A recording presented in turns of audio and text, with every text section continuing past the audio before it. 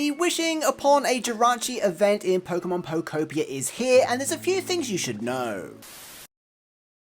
Hey YouTube, welcome back to a brand new Pokemon Pokopia video. Today we're playing through the Jirachi event, going over some of the details you should definitely know before beginning the event, some tips and tricks, breaking down all of the items, and even a secret reward the game doesn't tell you about. So if this sounds useful to you, be sure to leave a like on the video, subscribe if you're new here, and let's get into it. So we're back with a quick guide on the wishing upon a Jirachi event, which just started today, June 23rd, and will continue to run in-game until July 3rd. As you know, we haven't been able to time travel to this event, so everyone is playing it for the first time today. I guess Nintendo learned from the last events and actually decided to time lock this one. But anyway, we will go over some tips towards the end of the video, plus a secret reward the game doesn't tell you about. But first, what is the event?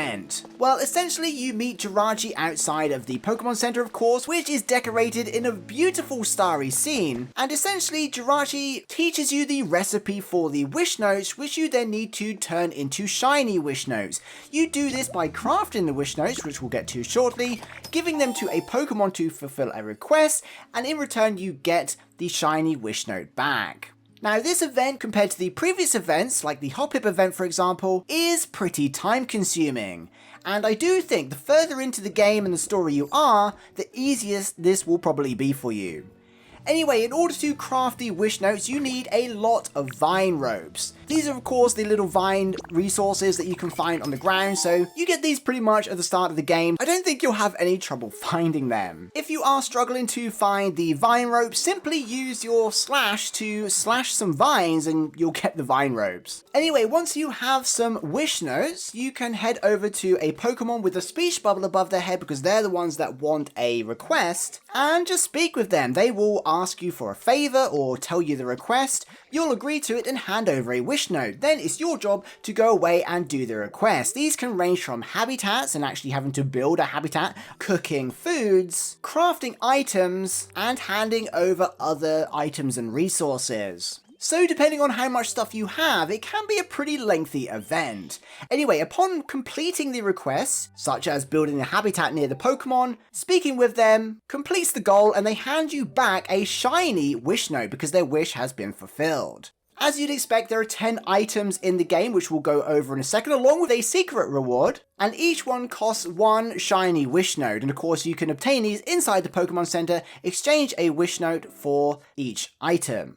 Now that's pretty much the gist of the event. It's quite time consuming, but there are some things you should know and some tips that would definitely benefit you as you go into the event. So the best thing I can recommend is hoarding all of your food and all of the crafting resources you have before even starting the event. So empty your pockets, get all your food items if you've got stuff prepared already, have them in your pocket along with typical crafting materials such as stones, lumber, even Pokemetal, and things like that. Have basically food and resources in your pockets ready to go. Hoarding items in your pocket like food, for example, will save you a lot of time because some of the requests is just Pokemon wanting like soups and burgers. So if you have them, you can complete it straight away and get a shiny wish note almost instantly. The second tip is to begin in the town where most of your storage is. I think most of us have a main town where all of our storage is. If this is the same for you, begin in that town. Next, it's quite difficult to find Pokemon sometimes who want to request. You do have to just keep walking around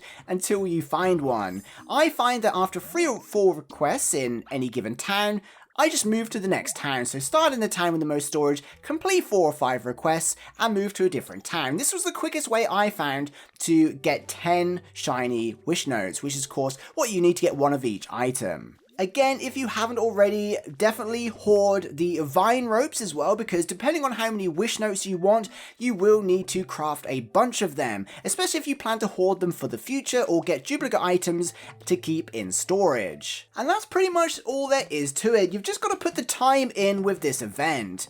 Now, for the sake of completeness, we'll break down every single item that's available in case you don't know already. we'll go over Jirachi's habitat and the secret reward that the game doesn't tell you about. First, the items include the star closet, the starry sky bed, the cloud table, the star-shaped dresser, the Jirachi lamp, the moon clock, the star mat, the star wall decoration, the telescope, and the cloud cannon. These are the 10 items available for a limited time during the event. There is a secret reward though, and that is the shooting stars frame that you can attach to your camera when taking photos. You actually unlock this by exchanging 8 shiny wish notes for items. So if you're going to complete the event and get all 10 items, you'll unlock this one anyway, but if not, make sure you get at least 8 items so you can obtain this frame too. And that's all of the items and the secret reward that you can obtain in this event. Now, for those wondering about Jirachi's habitat, you can build it now if you want to, in preparation for the event finishing. But basically, you need to place the star closet,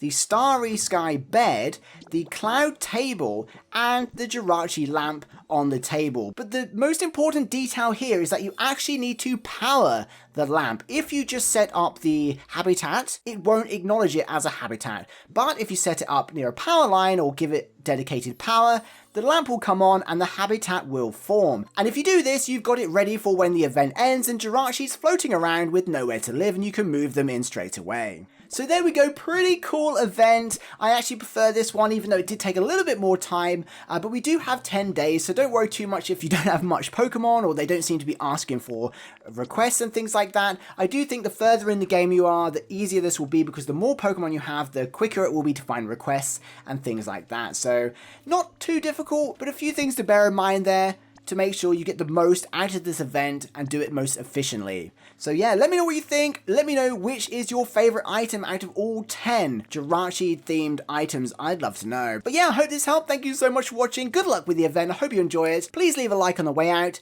and don't forget to subscribe.